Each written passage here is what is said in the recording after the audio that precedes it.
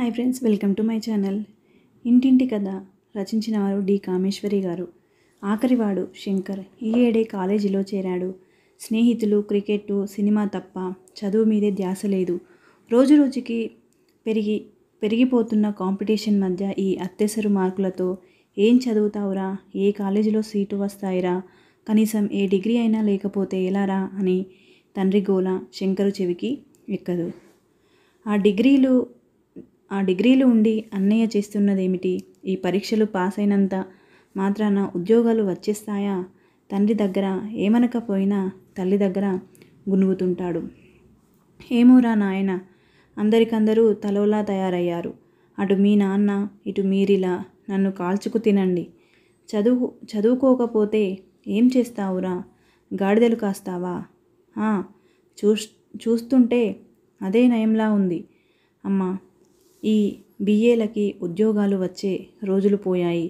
చదవడం జ్ఞానం కోసం అనొప్పుకుంటాను, కానీ అన్నం పెడతాయనుకోకు ఈ డిగ్రీలు.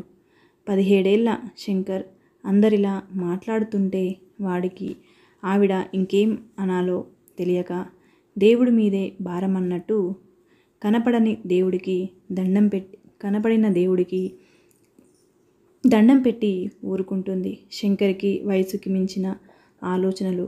ఈ చదువులు లాభం లేదు, ఏదో బిజినెస్ చేయాలని, ఏదో సంపాదించాలని, అంతేకాని ఎంబీఏను పాస్ అయ్యి గుమస్తాగా చేరి జీవితంలో ఏం సాధించేట్టు?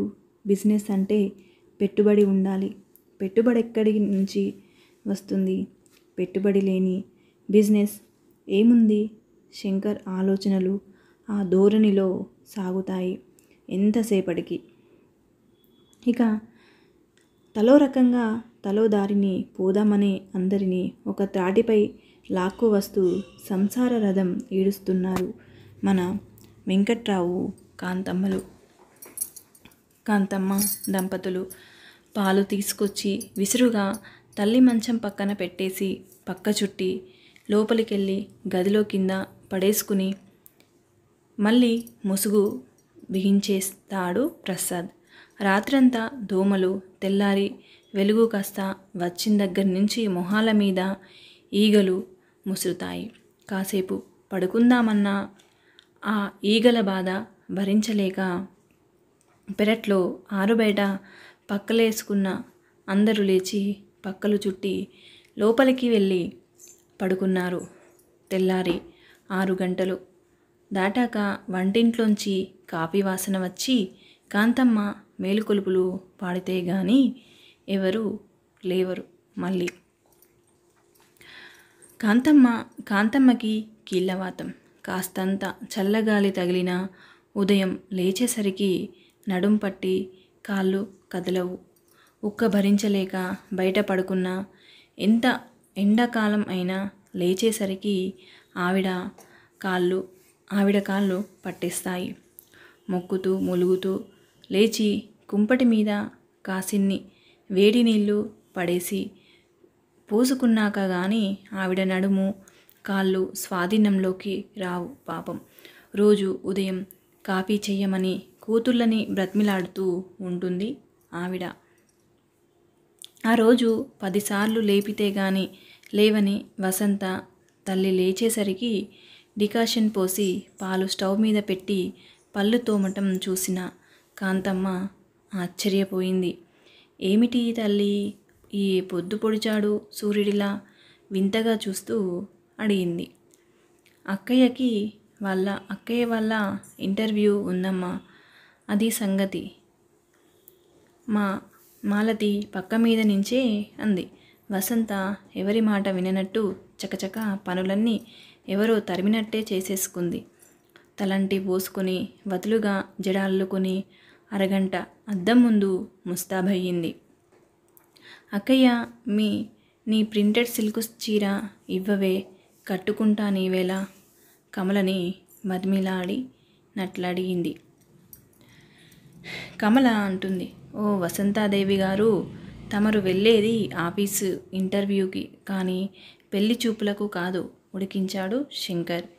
నీవు నోర్ముయ్. ఏమక్కయ్య, కట్టుకోనా అని ఆశగా చూసింది మన వసంత.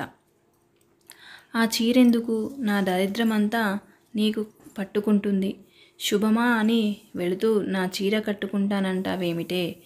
కమల నిర్లిప్తంగా చూస్తూ మన వసంతని అంది. ఓహో, తమరి చీరలకి కూడా తమరి దురదృష్ట జాతకం అంటుకుందన్నమాట. అక్కయ్య, నీకెన్నిసార్లు చెప్పాలి ఇలాంటి అమ్మమ్మ మాటలు మాట్లాడవద్దని? లోకంలో ఇంకెవరికి మొగుళ్ళు పోలేదా? పోయిన అందరూ భార్యల నష్టజాతకం వల్లే పోతారన్నమాట. 10 సార్లు నిన్ను నీవు కించపరుచుకుంటూ కుమిలి కుమిలి ఏడవటం ఇదంతా పెద్ద ప్రతివ్రత్యం అనుకుంటున్నావేమిటి? నిజమే, నీకు రాకూడని కష్టం కలిగింది. అంత మాత్రాన నీవేదో పనికి మాలిన దానివి. నిన్ను చూస్తే అపశకునం, నీ చీర కట్టుకుంటే అశుభం అని మాటలు మాట్లాడకు. ఏమిటి మాటలు? చాచా, మన ఆడవాళ్ళు మనల్ని మనమే హీనపరుచుకుంటూ మగాళ్ళు ఏదో చేశారని ఏడుస్తాం. నీవిలా మాట్లాడావంటే నాకు తిక్కరేగుతుంది. 7 నెలలు అయ్యింది. ఎన్నడూ ఏడ్చిన బావరాడు. నిన్ను నీవు కుదుటపరుచుకుని చదువుకోవే అంటే ఊరికే ఏడవటం తప్ప ఏం చెయ్యవు. పైగా ఏదన్నా ఎవరన్నా అంటే నాది దరిద్ర జాతకం, నా మొహం చూడకండి, నన్నిలా మూలపడి ఉండనియండి. చచ్చా, నీలాంటి వాళ్ళు ఈ శతాబ్దంలోనూ ఉన్నారంటే స్త్రీజాతి సిగ్గుపడాల్సిందే. ఏమిటే నీ ఉపన్యాసాలు? దాని దుఃఖంలో అది ఉంటే నీ వాగుడేమిటి? కాంతమ్మ వసంతని మందలించింది. దుఃఖంలో ఉంది కాదని ఎవరన్నారు అమ్మా? బావ యాక్సిడెంట్లో చచ్చిపోవడం దీని నేరంలా మాట్లాడుతుందేమిటి? ఆ దుఃఖాన్ని మళ్లించుకోవడానికి ఏదో చెయ్యాలి కానీ తనని తాను తిట్టుకుంటే పోతుందా దుఃఖం? ఇంటర్ కట్టవే, చదువుకుందువు గాని ఏదో ఉద్యోగం చేసుకోవచ్చు అంటే నాకెందుకు కట్టుదేమిటి? మతిలేని మాటలు. దాని బరువు నీవిమ్మోయవు గాని దాని సంగతి నీకెందుకు గాని నీ వెళ్ళు తల్లి. అమ్మా, అది ఎవరికి బరువు కాకూడదనే దాని మంచి కోసమే చెబుతున్నాను. మీరు ఉన్నన్ని రోజులు జరుగుతుంది, తర్వాత దాన్ని ఎవరు చూడరు. మరి ఎవరు చూస్తారు? ముందు సంగతి ఆలోచించరేం? నీ కర్మ. నాకేం పోయింది అక్కయ్య? ఆ చీరే కట్టుకు వెడతా, చూద్దాం శుభం జరుగుతుందో లేదో.